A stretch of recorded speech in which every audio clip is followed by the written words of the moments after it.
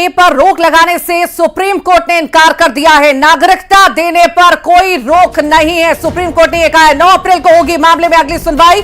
3 हफ्ते में केंद्र से जवाब मांगा गया है। तो जितनी भी याचिकाएं दाखिल की गई थी, आपत्तियां जताई गई थी, उस पर सीएए पर सुप्रीम कोर्ट ने जवाब दिया है, इनकार कर दिया है। रोक लगाने पर, नागरिकता देने पर कोई रोक नहीं होगी। सुप्रीम कोर्ट ने यह कहा है 9 अप्रैल को अगली सुनवाई होगी इस मामले में। 3 हफ्ते में केंद्र से जवाब भी मांगा गया है इस मामले को लेकर।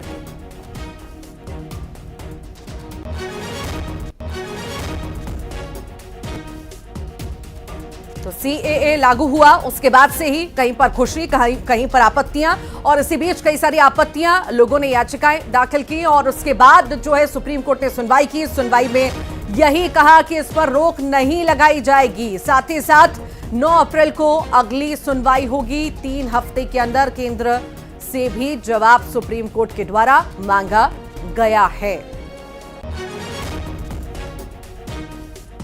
तो नागरिकता देने पर कोई रोक नहीं होगी, ये बड़ी बात सुप्रीम कोर्ट के द्वारा कही गई है। आपने देखा सीएए लागू हुआ, उसके बाद से ही कई सारी अलग अलग तरह की प्रतिक्रियाएं भी हमने देखी, सुनी और आपत्तियां भी हमने देखी। कहीं पर जश्न, ये तस्वीर आप देख रहे हैं, यहां पर ढोल नगाड़ों पर कुछ लोग नाचते हुए नजर आए, तो कहीं पर कोई आपत्तियां भी जताता हुआ नजर आया।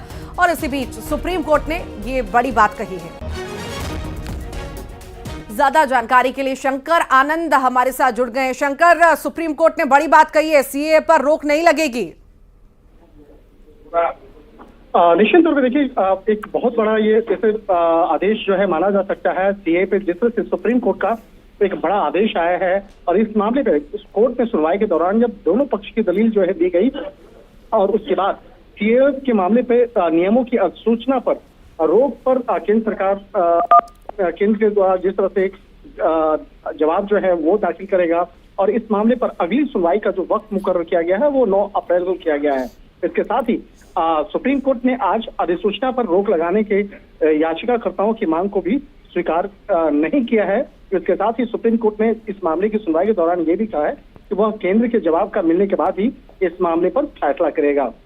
और जिस तरह से अगर कोर्ट की सुनवाई की अगर बात करें तो सीजेआई ने कहा कि उनके यानी कि केंद्र के पास नागरिकता देने के लिए बुनियादी ढांचा नहीं है।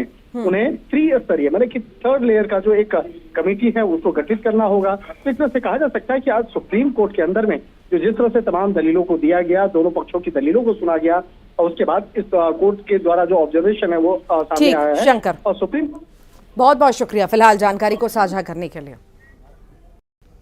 और इसी के साथ ही 2:30 का अड्डा में फिलहाल के लिए इतना ही। नमस्कार।